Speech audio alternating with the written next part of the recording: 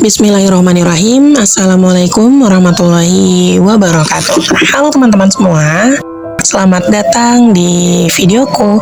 Di kesempatan kali ini aku akan membahas satu topik yang mungkin sering teman-teman anggap sepele, tapi ternyata dampaknya cukup besar loh terhadap kesehatan mental dan hubungan sosial teman-teman sehari-hari. Yang akan kita bahas adalah seperti judul di bawah ini. Kenapa sih laki-laki sulit untuk mengkomunikasikan emosinya? Apa benar laki-laki harus selalu terlihat kuat, tidak boleh lemah? Kalau kamu seorang laki-laki dan pernah bilang, laki-laki harus kuat, gak boleh banyak ngomong, maka video ini cocok untuk kamu tonton sampai habis.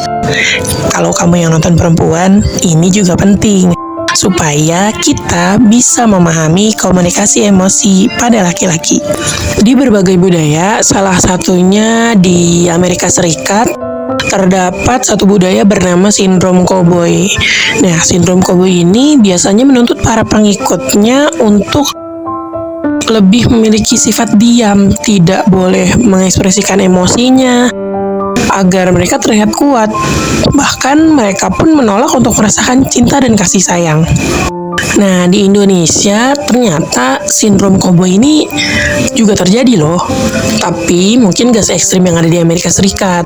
Sindrom koboi versi Indonesia lebih seperti norma yang tidak tertulis, yang menyatakan bahwa laki-laki harus kuat, gak boleh lemah, gak boleh cengeng, gak boleh banyak ngomong.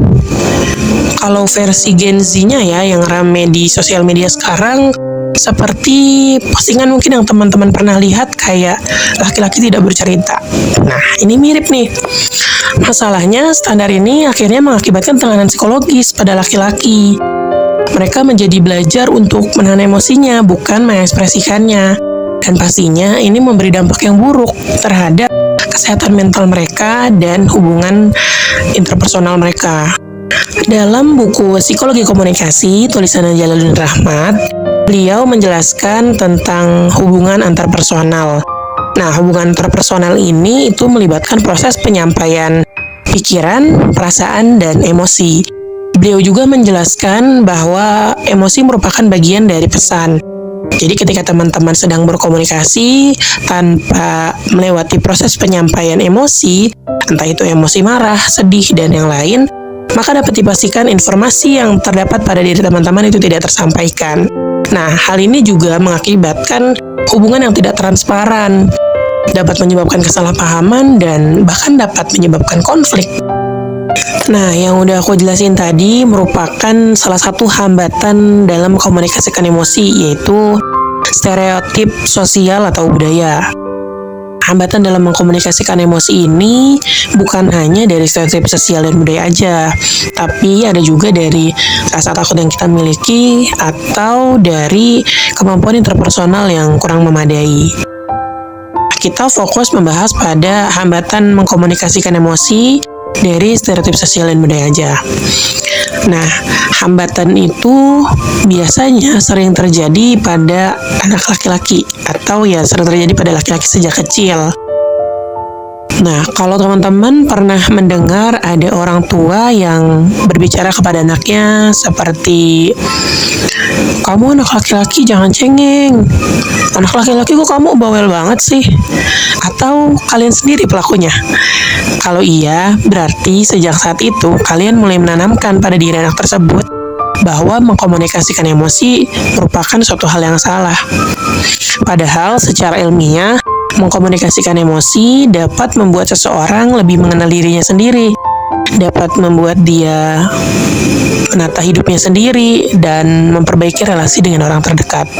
Penelitian di psikologi juga banyak menemukan bahwa laki-laki yang sering menekan emosinya cenderung beresiko mengalami kesehatan mental, seperti stres, kecemasan, atau bahkan depresi. Perlu teman-teman ketahui bahwa tidak mau mengkomunikasikan emosi atau menahan emosi teman-teman itu bukanlah suatu bentuk kekuatan yang ada pada diri teman-teman. tetapi sebaliknya itu merupakan respon bertahan akibat tuntutan sosial. Setelah tadi membahas hambatan dalam mengkomunikasikan emosi, aku mau kasih tips nih untuk teman-teman dalam mengkomunikasikan emosi yang baik dan sehat. Mungkin tipsnya sederhana, tapi semoga bermanfaat ya untuk teman-teman semua. Nah, yang pertama, sebelum teman-teman mengkomunikasikan emosi, pastikan teman-teman itu memahami emosi dasar yang teman-teman rasakan. Entah itu rasa sedih, rasa marah, teman-teman perlu mengenal itu, agar nantinya yang teman-teman sampaikan, emosi yang teman-teman sampaikan itu juga tepat. Nah, yang kedua itu adalah setelah teman-teman dapat mengenali emosi yang teman-teman rasakan, teman-teman perlu menyampaikan emosi tersebut. Dengan cara apa? Bisa dengan kata-kata atau penyampaian yang baik yang dapat enak didengar dan bisa diterima oleh orang lain. Misalkan contohnya teman-teman lagi kesel nih sama adik teman-teman, misalkan sama adik kalian. Terus misalkan adik kalian tuh ngegangguin kalian terus dan kalian gak suka, kalian marah dengan hal itu. Kalian bisa menyampaikan kepada adik kalian dengan, "Adik, kakak marah ya kalau adik melakukan hal tersebut. Tolong jangan diulangi lagi. Jujur, sekarang kakak lagi marah loh sama kamu. Semoga kamu gak ngelakuin itu lagi ya." Nah, itu bisa disampaikan dengan baik kepada orang yang memang ingin kita sampaikan perasaan kitanya gitu. Komunikasi emosi ini juga perlu dilatih oleh teman-teman sekalian. Nah, melatih komunikasi emosi ini bisa dengan sahabat yang terpercaya, bisa dengan keluarga, ataupun bisa dengan pasangan kalian. Dan ini hal yang penting, mengkomunikasikan emosi itu perlu dilatih. Jangan sampai kalian menunggu emosi kalian meledak-ledak. Itu dia tips and trick sederhana untuk mengkomunikasikan emosi. Semoga bisa teman-teman manfaatkan dengan baik ya. Nah, kita lanjut. Mengkomunikasikan emosi bukanlah bentuk kelemahan pada diri teman-teman. Tetapi ketika teman-teman dapat mengkomunikasikan emosi, ini menandakan bahwa diri teman-teman mampu mengenal diri sendiri, teman-teman mampu mengatur diri teman-teman, dan teman-teman membuka kesempatan kepada orang lain untuk dapat memahami apa yang teman-teman rasakan. Komunikasi emosi yang terbuka pastinya akan membangun kepercayaan, akan membangun kedekatan dan pemahaman. Ketika ada seorang laki-laki yang mampu mengkomunikasikan emosinya dengan sehat, maka itu bukan menandakan dirinya sedang mengurangi maskulinitasnya, tetapi ini menandakan bahwa dia memiliki kedewasaan dalam emosional. Dan perlu teman-teman ketahui bahwa emosi itu tidak mengenal gender. Karena semua manusia berhak merasa, semua manusia berhak untuk mengungkapkan, dan semua manusia berhak untuk dimengerti. Jadi teman-teman, menjadi laki-laki bukan berarti harus selalu kuat.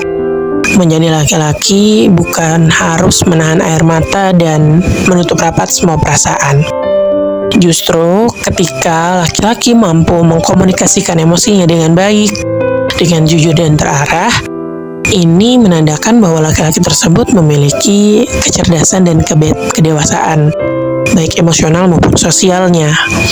Nah, ketika teman-teman mampu mengkomunikasikan emosi dengan jujur dan terarah, dapat dipastikan ini akan membuat hubungan teman-teman dengan lingkungan sekitar menjadi lebih hangat, tidak adanya kesalahpahaman dan mengurangi konflik, serta teman-teman juga akan hidup lebih aman dan nyaman. Oke teman-teman, kalau teman-teman merasa topik ini relevan, coba dong tulis di kolom komentar emosi apa sih yang sulit teman-teman untuk komunikasikan. Dan jangan lupa juga ya untuk like dan share. Terima kasih sudah menonton. Sampai jumpa di kesempatan berikutnya. Wassalamualaikum warahmatullahi wabarakatuh. Bye-bye.